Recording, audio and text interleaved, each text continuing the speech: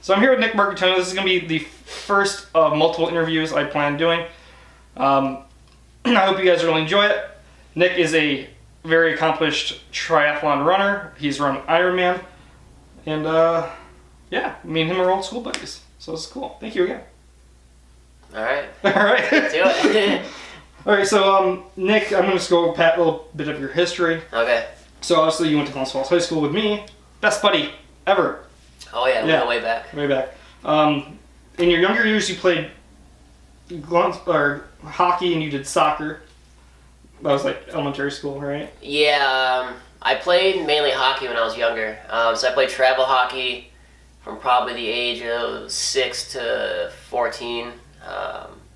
So basically, most of my youth was traveling the Northeast playing hockey, and then I remember that. I did play soccer in the fall, but at the same time I play hockey too. So it was pretty much all hockey when I was younger. Now, your freshman year of high school, you jumped to cross country, track, and running. Yeah, so my freshman year of high school, I decided to start running cross country, but not like seriously. So I was doing it to try to get in shape for hockey that winter, because I was going to play varsity hockey. And I ran cross country, really liked it, didn't put too much thought into it, and then I'm like, all right, I'm in good shape, let's go play hockey. Yeah. And I got there, I basically sat the bench the whole year on the varsity team, played a few shifts each game. I wasn't big enough yet. So they really kind of just wasn't ready for it. And not that I got discouraged, but I'm like, I really enjoyed running, so let me try track. And then it kind of went from there, and I didn't play hockey anymore. Nice. So in your senior year, you went to the state's cross country meet. Yep. Now moving on to your college, I went to SUNY Cortland. Yep. Majored in fitness and development. Uh-huh. Your coaches were Steve Patrick and Josh Henry. Yep, Josh and Steve Patrick. Now, were they both the same sport, or were they different because you did cross country and track? Yeah, so both same sport. So Steve Patrick was the head coach. Josh at the time was the assistant coach. He left my senior year, so he coaches down over at Carthage College now. So same sport. Now, while you were in college, you made NCAA Division III. Well, the NCAA Division III. Yeah. Yep. All 4 years. 3 of them as an All-American. Yep. So we made it 4 years. Each year we made it as a team. So we went every year to nationals in cross country. Trying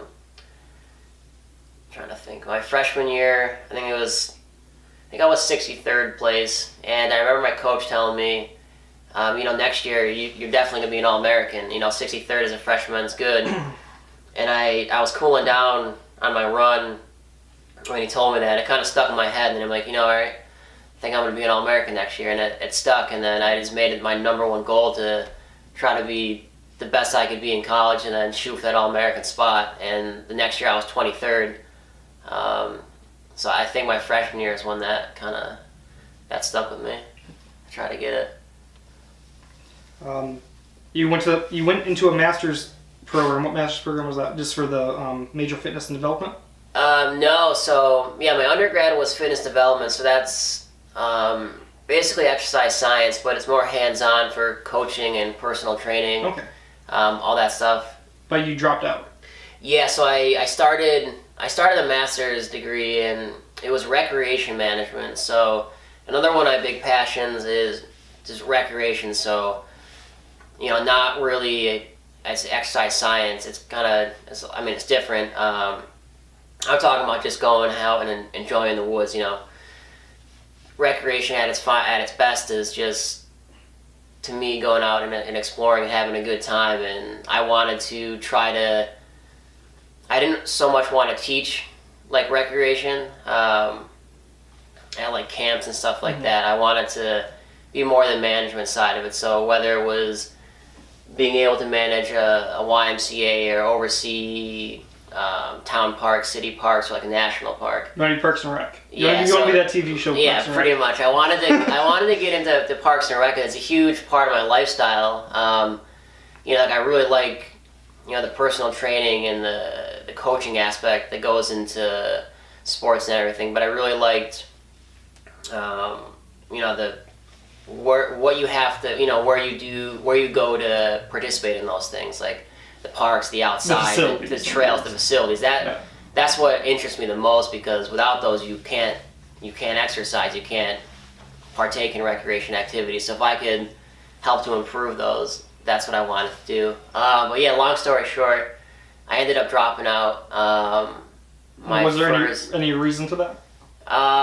So my dad got sick with cancer and passed away, and that wasn't like really the biggest reason, but I was really stressed out. You wanted to be more close to home, kind of. Yeah. So that semester, that first year, every weekend I was driving back and forth, you know, like twice a week. I'd leave and come back and forth, try to come home and, you know, visit family, and it got to be too much. And I'm like, you know, I'm going to put it on hold, and for right now I'm going to stop, and if I come back and finish it one day, I'll come back and finish it. But right now it's not, family was more a priority at that point. So what started the Ironman fascination? So the triathlon fascination, as we will call this. The triathlon fascination. The Nick Marcantonio secret mission. So sorry. It probably started. I've always liked endurance sports. So even when I was playing hockey, I always liked to run for whatever reason. When I was younger, sometimes I just go for short runs around the block. I had no idea why. I would just do it to burn off energy or something. And in middle school, Kevin Crossman, who coaches me now, was the phys ed teacher, still is, and I knew he did Ironman Lake Placid, and he had a little plaque on his wall in his office, and I looked at it. And he would always, once in a while, you know, bring it up, triathlons and everything in class, and I knew he was doing triathlons at that time. And that's when it sparked my interest. I'm like, you know, that's kind of cool. Like doing an Ironman would be really cool to do. And then in high school, as I started running more and everything, I talked to Kevin a few times, and I did one of his races he put on, which was a duathlon, and I didn't really train for it other than just my normal running with track and cross country, and I ended up doing really well. And long story short, he's like, you know, I think after college, you have something waiting for you in triathlon. So he kind of just put the spark in your head there. Yeah, and I kind of just really developed my running as best I could in college, and then, you know, I was thinking about giving it a go at some level after college in the triathlon world. So I would say, I think it was I don't know if it was my senior year, but definitely the first year at grad school that I did was when I signed up for Lake Placid Ironman, and I almost did it on a whim. I just kind of signed up for it without really contemplating it beforehand or anything. So Lake Placid was your first one? It was going to be. Okay. Sorry. So I went up there and watched it, and at that point I really wasn't sure what I was going to do with like my, I guess, like sporting athletic career after college. So I'm like, all right, I don't know how serious I'm going to take this, but I want to do an Ironman, and I just want to see what happens. So at that point when I signed up, I didn't really have any goals to do anything crazy with it. And then I started training for it, and then it was May of that year, so Lake Placid was going to be in July. So we were getting kind of close to when the race was. I got hit by a car on my bike. I never knew this, actually. What? Yeah, so I got hit by a car on my bike, and that screwed things up for like a month. So completely totaled the bike. I wasn't like too injured, but I, you know, had some good bruising and everything, enough to like derail my training for a solid month.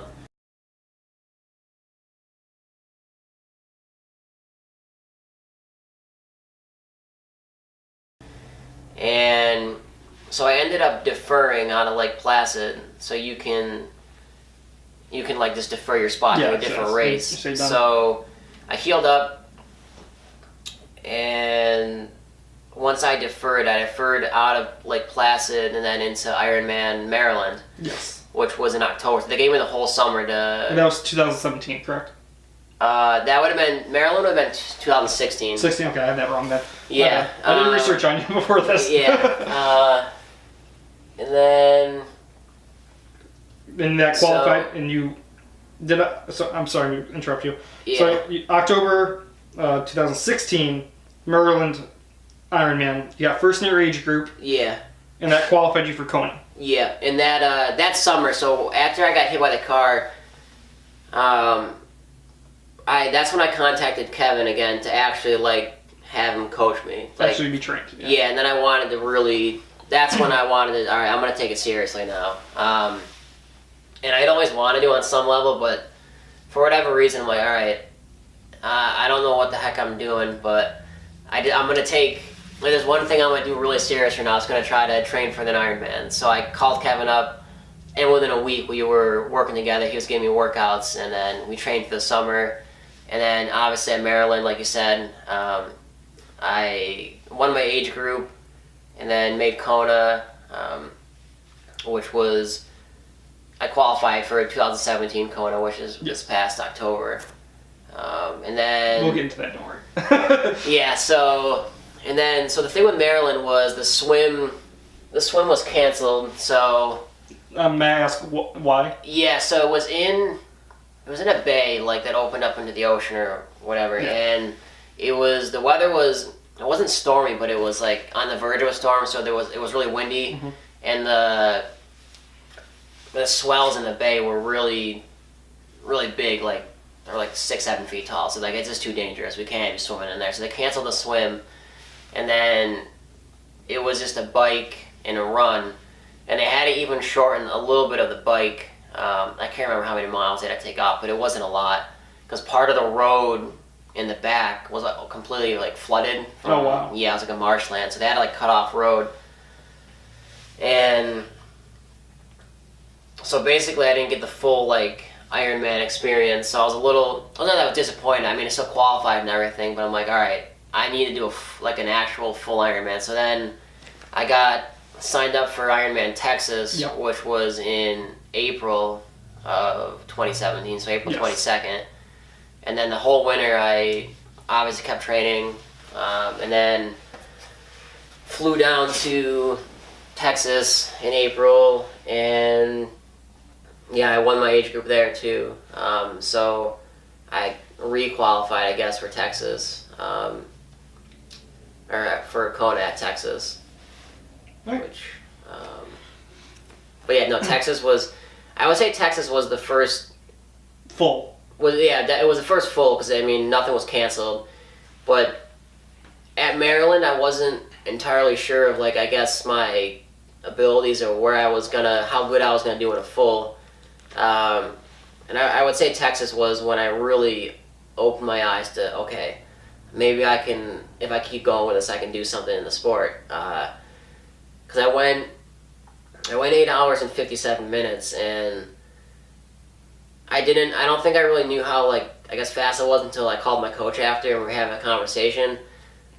And, I mean, I placed 30th there overall, and that was amongst, guys that are, in their late 20s, and their early 30s, late 30s that do it for a living, really. And I was up there with them as a, and I was 23, so, to be that young and to be up there with them and to go under 9 hours... I guess my coach, that's that. I'm impressed. Most that's people, for sure. Most people my age don't do that. My coach said so.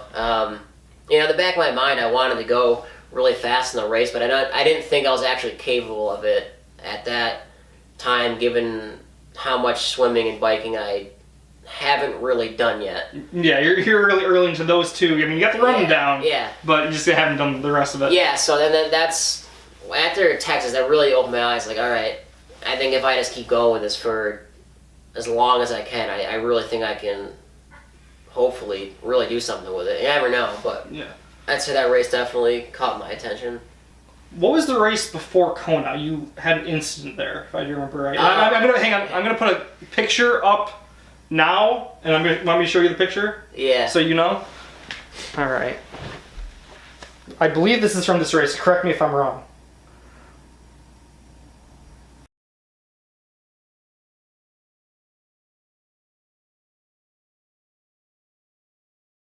right there. Nice. So that was Thank you. that was at Ironman Maine. So that was a 70.3. So Maine 70.3, which was a half Ironman, and I crashed my bike going around a turn way too fast. That was way too tight. So at that race, my main focus was to have a good run off the bike. I wanted to see if I could just hold a good half marathon off the bike. So I got through the swim good, and then I got through the entire bike, and I moved up to 4th place on the bike, and I could see 2 and 3 ahead of me. So I was gaining in, and I knew if I had a good run, I probably would have caught down the leader. I was hoping. So I was coming into transition, and they were kind of, they were directing you into transition, and there was 2 turns. There was one little one to get in, if I remember correctly, where it was like coned off, and then you took a hard left turn to go into like the transition where you dismount your bike, and that was probably like 300 yards.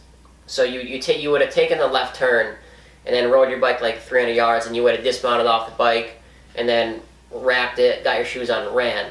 So I was coming in, and I just completely misjudged the turn and how fast I was going, because I was just focusing on getting off my bike and running fast. So, and the turn was like a hairpin. It was like a complete 90-degree angle almost. And I was in my aero bars going straight, and then I jumped up, obviously to go into like my drop bars to turn, but I was still going too fast. I was just too focused on getting off my bike to get on the run, and I turned it, and I think I just hit a piece of loose dirt or something. Loose dirt or a pebble in it. Because my front tire did it just kind of like skidded across, and then my handlebars just went like this, and I flipped over. And I landed directly on my butt, like in lower back. And then I like smashed my head back.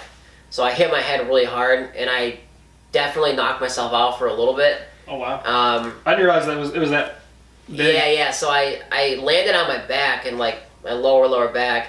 But then I also smashed the back of my head, so I was completely out of it for like a minute. And then, like, I'm looking up and I'm like, all right, definitely just crashed. And then like pulled me off to the side, and I hit my back so hard that like it was like all tensed up, so I couldn't like move.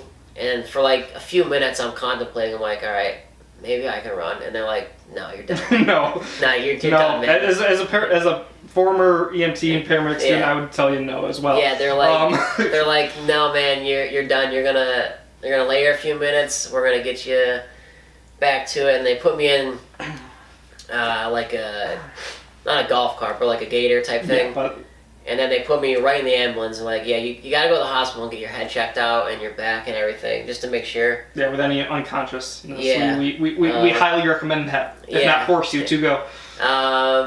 So I was in the hospital, and they did like the x-rays and everything like that, and I mean, I had like a mild concussion, nothing crazy, but I did hit my head pretty good. But luckily I didn't break anything. I thought I did something to my back, but it's just normal bruising and everything like that.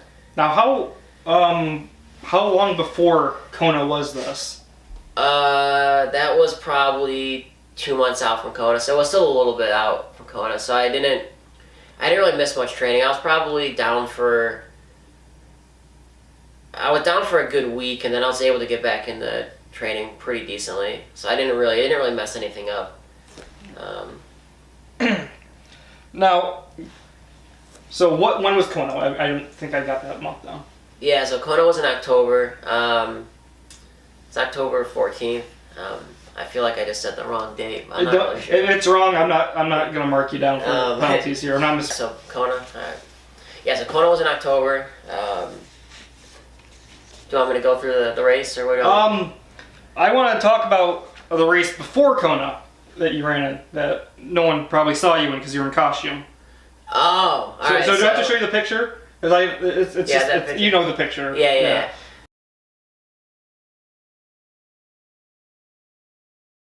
So he ran a race before Kona. There's a tradition. You can talk about it, the traditional race. Right. So There's a tradition. I don't know how long it's been going on there for, but a few days before Kona, it's called the Underpants Run, and it does benefit some charity, I believe, on some level. But basically, it's exactly what it sounds like. It's the Underpants Run. So you're wearing your underwear, your Speedo, your bathing suit, whatever, and everyone just gathers in right on the main strip on Alihi Drive, by the hotel, down by the pier, and you do like a little loop around town. It's like a mile. It's like a fun thing. Yeah, it's a fun thing. There's no real serious competition to it, but everyone's out and just running in their underwear. So what I want to ask is, how did you get in this costume? Like, what got you into the costume? And how was it? Go ahead. How did you get in the costume? Yeah, so the costume. So my friend Amy Farrell, who has been to Kona multiple times, very, very good triathlete. She lives up in Tupper Lake. She's part of a sports team, Corsair Sports, and it's a women's like clothing company, but they have their own like sports team, like ambassadors and sponsored athletes and everything. And so I was hanging out with her a lot in Kona, and she's like, "Oh, you should do the Underpants Run with me. You could be the mascot," and their mascot's a heart. Mm-hmm. And I'm like, "All right, I'll go. I'll do it." So we get there, and they just put the costume. They're like, "Are you wearing this? You're running with us. You're being our mascot." Let me stop you there. So you were in a costume, in your underwear, right? Yeah. Surrounded by women in underwear. Yeah. You lived the part of most men's dream right there, and they're all they were not unattractive women, correct? Yeah, they were very physically fit. That's the thing, that they're triathletes, right? So, for people that don't know what a Ironman is, what is an Ironman, Nick? So, obviously an Ironman is a triathlon, so swim, bike, and run. But it's the ultra distance of a triathlon. So you can have a sprint distance, you have your Olympic distance, you have the half Ironman distance, and the full Ironman distance. So the full Ironman is the longest distance, and that's a 2.4 mile swim, 112 mile bike, and the full marathon, so 26.2 miles. Insane. So yeah, like it's definitely a lot to wrap your head around. Yeah, I heard I have trouble running a mile at this point. I'm trying to get, but I know I've changed a little since high school. Gained weight. That's what 3 kids will do to you. But I'm trying to get better shape, but I can't even fathom swimming. How many miles is the swim again? 2.4. So that. Okay. Trying to think. That's basically swimming if you're from Glens Falls. That's essentially swimming from my house all the way to the high school. It'd be like swimming. It's a pretty far distance. Yeah, it'd be swimming. You live in the outskirts of Glens Falls from the high school, so yeah, it would be swimming the circumference of a small town, like across the town. All right, so go into your Kona experience a little bit. So the race. Yeah, if you want to just go through it. To go through the day. Okay, so usually I'll wake up before a race. 3.5 hours, 4 hours before the race. So on Kona, on the pier that morning, that's definitely probably the coolest thing I've experienced so far. Because the best in the world are there. So you're seeing people that you see in magazines, like the very best of the best. And when you're going in there, I mean, I'm pretty young, so to me, those people, like you see them racking their bikes and they're walking past you too. You're like, oh man. Like that's I've seen them. That's my hero. That's Lionel Sanders. That's Sebastian Kienle. That's Jan Frodeno. That's Daniela Reef and all those incredibly famous people that have worked their way up to the very top of the sport. And you're seeing them, and you're like, all right, I'm here. One day, who knows? You could get to that point. Now let me stop you there. Were you a little bit starstruck at that point? Yo, definitely. For sure. I've seen those people and seen everyone else, and the energy is crazy. Because everyone on that pier, everyone there is very good. So the talent and the energy there it's unbelievable in the morning. Stop you again. Do you realize you yourself were there though? That's what I want to know. Do you realize you are actually doing that yourself? That's, in my opinion, the most insane thing. You know, starting from just a runner, getting to that point. No, that was one of the harder parts, I guess, to realize is I don't like it didn't hit me until like probably after the race that okay, I was in that race too. You reached that level. Yeah, like. I mean, I understand. Like, right now, it's like it's on a different level than the people that are, you know, placing at the World Championships and all that stuff. But and like the fact that I was there and competing on the same course, and the fact that like if I keep going with it, I could be that good someday. Like the fact to even be there, like it didn't hit me till probably a week or two after. Like, all right, I was there, and that was really only my 5th or 6th triathlon too. So that's an amazing part to me as well. Yeah, so it probably took like a week or two to really like set in like, all right, I was there. So how did you finish on Kona? So all right, I'll take you through the race. Okay. So the swim at Kona is insane. Like I said, I mean, generally. I mean, it's open ocean, right? Yeah, it starts right in the bay, and you can't wear a wetsuit, so you just. Oh, that's Pacific water. That's cool water. Yeah, so it's nice. You can't wear a wetsuit, so the water's warmer. So you wear like a swim skin, a fast skin, or just your normal jammers or whatnot. And it's a huge mass start, that was a new experience for me because most of the race I've been in, they kind of funnel you in one by one, so it's spread out a little bit. And but in Kona, they just kind of line you up across like this imaginary line, and there's people on surfboards kind of holding you back, and then they just fire a cannon and you all just go at once. So for like 20 minutes you're just bombarded, and it takes a little while to get out in kind of a little bit smoother pack of swimmers. But I swam kind of right around where I wanted to in the race. I was happy with my time for that. I would say in the summer there was a lot of focus on the swim, but not like it is now. So given my training with the swim in the summer, I was happy where I was, and I knew it was going to set me up for a good bike. So I got for the swim, was happy where I came out, happy at the time. And then I got on the bike, and I immediately started moving up for the field on the bike. And I knew I was heading up into the upper tier of my age group. Because the first 20, 30 miles I was just passing people, so I'm like, all right, this is good. I'm passing the people that got me in the swim. Just stick to my guns and I'll be good. And then I think it was like 49, 50 miles into the race, just a little bit before the turnaround in Hawaii, which is a little town that the bike course turns around on. My crank arms locked up on my bike. So at first I wasn't sure if it was my chain or if it was my electronic shifting or what happened. So I'm like, you gotta be kidding me.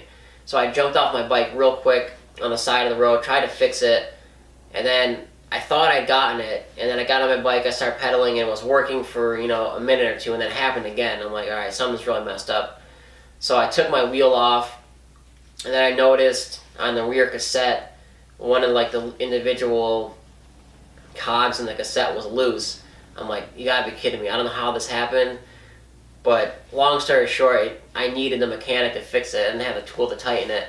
I I guess I could have tightened it with my hand, but it wouldn't have worked fully. And at the time, I didn't exactly know how to fix it. So I literally just had to call it a day for a little while and sit on the side of the road. Until... I would say at that very moment, and I know this is going to be a touchy subject, how did you feel at that moment? And do you know what place you were in at the moment? I mean, approximately. I mean, I know you're in the race, so I don't know. I mean, I was watching you back there. Yeah, I wasn't sure, but I knew I was definitely up there. So I was up there, and I wasn't seeing a lot of younger people my age, so I knew I was up in my age group pretty far. I was seeing more guys in their 30s and stuff like that. And then But at first, it's one of those things like you just don't believe it at first. You're like, are you kidding me? And like the minutes just go by, and you're like, all right, 10 minutes, whatever, 20 minutes, all right. And then I'm just waiting there because the bike support, they just drive up and down the course looking for people. And you have no idea if they're 50 miles down that way or 2 miles behind you or 3 miles ahead of you or where they are on the course. So I was waiting, and probably 45 minutes into sitting on the side of the road, a medical vehicle or like a SAG vehicle that will just pick people up that just stop racing for whatever reason drove by, and I waved them down, and they're like, hey, what's up, you need help? I'm like, I need a bike mechanic, I need bike support. And like, all right, we'll radio them in. So they called them, and they're like, all right, they're like, I don't know, 5-10 miles down the road, they're working on someone else's bike. They'll be here when they can. I'm like, all right, you gotta be kidding me. So I'm just hanging out, talking with them, trying to have a good time on some level. And at that point, I knew that my race was essentially over in terms of me placing and hitting a podium for my age group. So I'm like, whatever, I'm gonna have him fix it, I'm gonna get on my bike. And at that point, I didn't know if what happened was even fixable, so there was a lot going through my head. When they got there, they took a look at it, and the bike mechanic was able to fix it in like 2 minutes. He just used the certain tool, fixed the cassette, fixed it all back up, tightened it, and I was good to go. But that whole ordeal probably lasted, I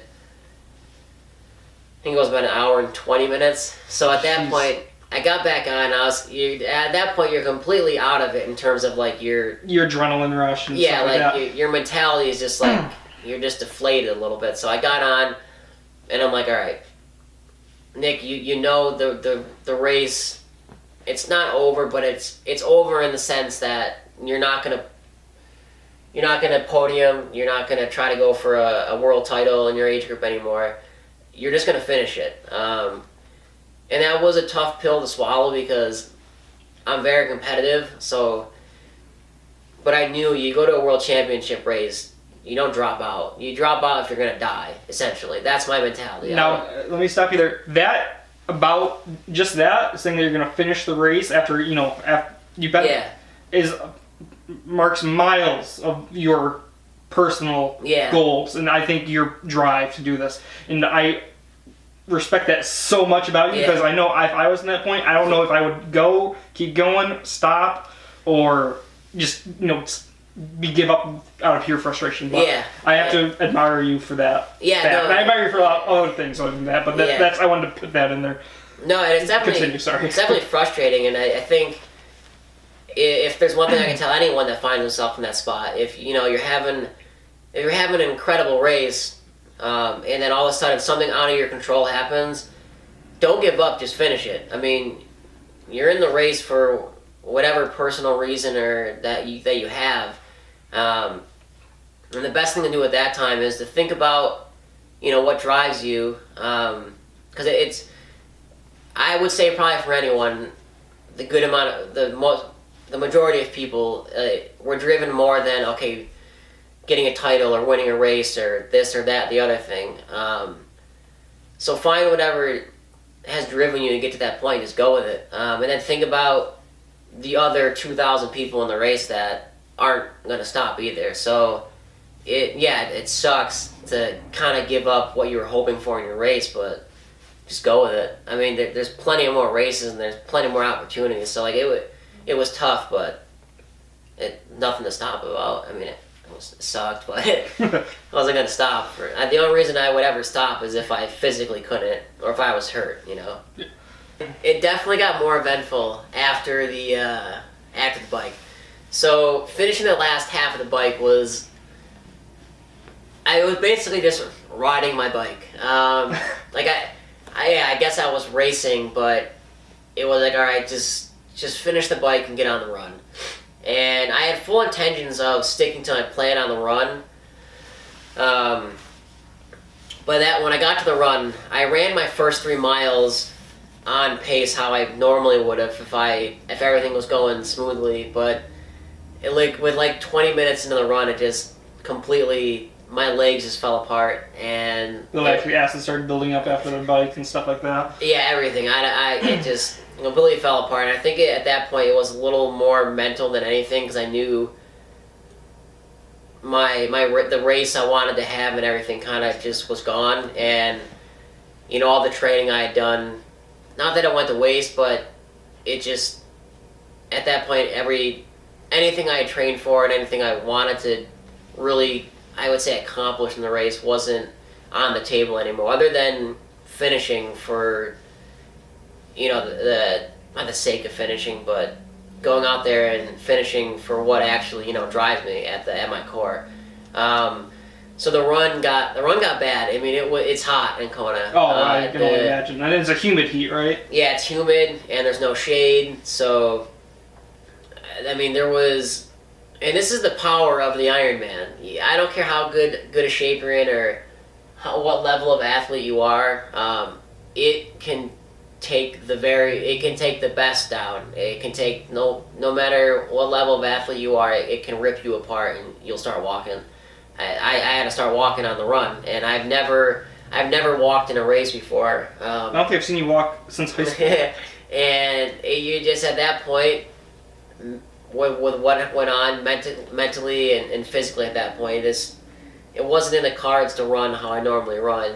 So the run was a mixture of jogging, walking, fast walking, and just going for it with anything I had. But like I said, that goes back to just finding what really drives you and just forgetting about like trying to, race in the way you wanted to. But I don't know, I just had to go with it, really. There was so much time gone with the bike ordeal that, like I said, I just went to finishing the race, but thinking about the people in the race that are doing it for so many other reasons than trying to win an age group world title or to podium or to win the race or whatever. Think of those people that are out there, and it's a world championship race, but there's still a lot of different levels of people, and some people are going to finish almost at midnight, and those are the people like, all right, they're doing it, so put your ego aside and just go for it. Like, yeah, it was hard to walk. It was hard to walk past people. When I'm used to, that racing mentality, but like, it's an eye opener because it puts you in the shoes of a lot of other people that are doing it for other reasons. You know what I mean. Like, I understand. Yeah. It was definitely eye opening to and to really throw your ego aside and just go for it for what drives you on an inner level, and just walk it in if you have to. Who cares?